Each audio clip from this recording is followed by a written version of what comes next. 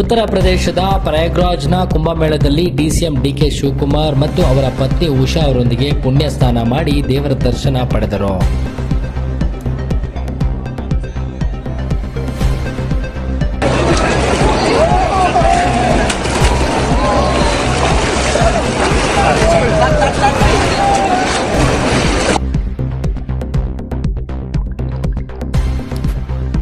ಇಂದು ಬೆಂಗಳೂರಿನಿಂದ ಕುಂಭಮೇಳಕ್ಕೆ ಆಗಮಿಸಿದ DCM DK Shivakumar ಹಾಗೂ ಅವರ ಪತ್ನಿ ಉಷಾ ಅವರನ್ನ ಉತ್ತರ ಪ್ರದೇಶ ಕೈಗಾರಿಕಾ ಸಚಿವ ನಂದಗೋಪಾಲ್ ಗುಪ್ತಾ ಅವರು ಪ್ರಯಾಗ್ರಾಜ್ ವಿಮಾನ ನಿಲ್ದಾಣದಿಂದ ಬರಮಾಡಿಕೊಂಡರು.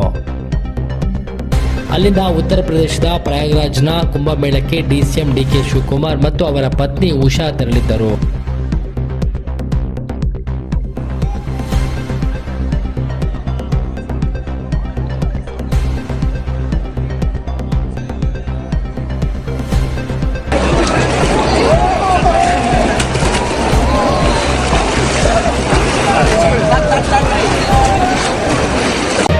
ಮತ್ತಷ್ಟು ಸುದ್ದಿಗಳಿಗಾಗಿ ನೋಡ್ತಾ ಇರಿ ಪಬ್ಲಿಕ್ ನ್ಯೂಸ್ 24x7.